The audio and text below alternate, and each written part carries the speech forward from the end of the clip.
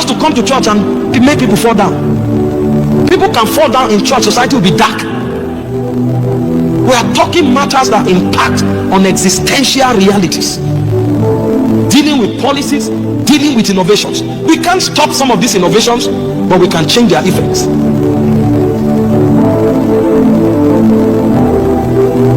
Do you know that one of the major focus of artificial intelligence is to create another God, so that a generation comes that man becomes dependent on machine, not God? Do you know it's an attempt of substituting deity? You know, I'm a scientist, so when we talk like this, it's not because we don't know what we are saying. I studied to doctorate degree level, so I'm not a novice. When I know the benefits, but I also know certain agenda that are hidden. And today, a nation, I've forgotten the name now, just I think there are AI pastors, there are AI churches, that many nations today, you come to church, AI is coordinating service. A computer is just merging scriptures from nowhere, because he can use concordance and is talking on many topics and smuggling the globalist agenda into the message, interpreting things in light of what allows for demonic programs to find expression. And a point comes when all the moral standards of God are removed. A point comes where the fear of God is removed. A point, I know the blessings of AI, I know the blessings of robotic sciences, I know the many good things they do, but I'm telling you, if there's no moderation, the agenda, the real agenda behind it will come. If you look at the 8th evolution of AI, the highest level of AI is called the God AI.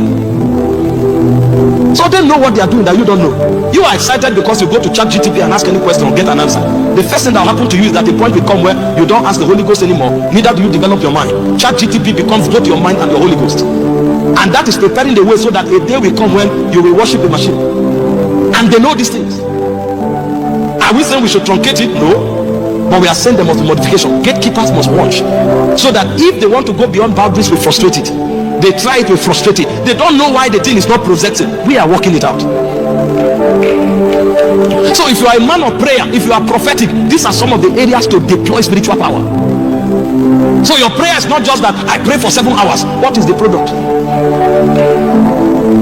What demonic agenda have you stopped?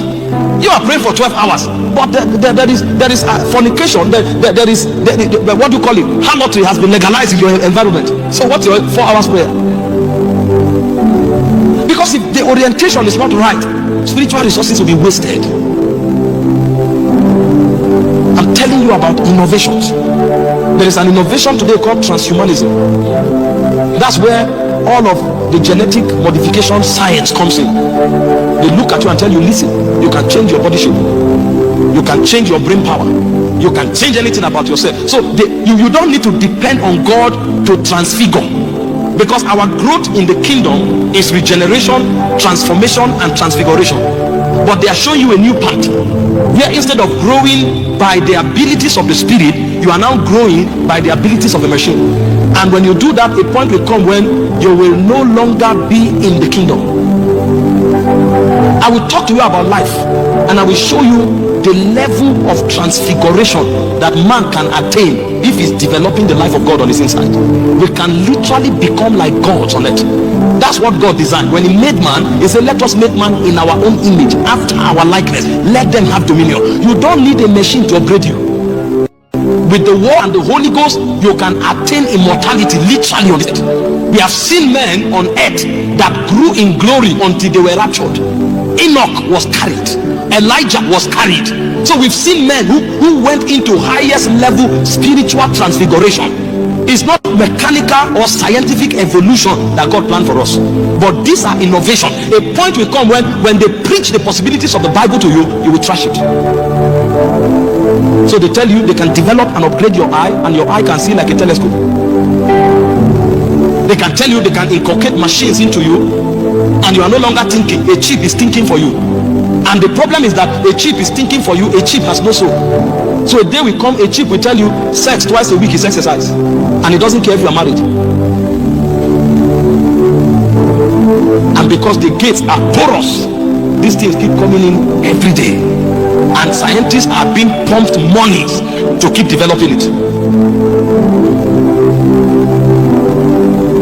Innovations. that the devil is projecting to hijack our world, from genetically modified organisms and cloning to artificial intelligence being misused, to transhumanism, and then to biometric and surveillance technology. This world where you are today, there's nothing you do that does not require passwords. And we thought password was about putting codes. We didn't know password included fingerprints. We didn't know that password requires eye sensor authorizations. They told us before that password was about putting code, and they said if you want the password to be hard, let it be alphanumeric. At what point did our eyes and our fingerprints come in? And you think this data is not related? You don't know. You think, do you know that even your gadgets are censored? If I give you my phone, after 2 weeks you will notice that your feeds will change. Not because you are entering different feeds. As you are looking at it, they know the rays of your eyes, and they can corroborate the things that you have been looking from other gadgets that you have used, and use it to sequence new feeds for you, so that they keep you enslaved by gadgets. That's the level of advancement that the world has gone into. So if I carry your phone, give me a few days, your phone will become my own. Everything that was on my phone will become yours.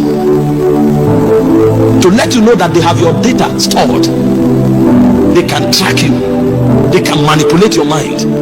And they are not doing it only with you. They are using it to censor territories, so that they know the kind of policies and the kind of attractions they can send to those territories. So they know what sells in Kenya, and they know what sells in Nigeria. So if they want to attack Kenya, what they do here is different from what happens in Nigeria. They know how Kenyans think, they know how Nigerians think, because they have data, robust data, thoroughly analyzed to determine the kind of people you are. So if they want to attack you, they know whether they should use lust, or whether they should use panic and fear, or whether they should use oppression. They can define your psychology. This is the war we are up against. So when we say sons must rise, they need a lot of equipping to fight this battle.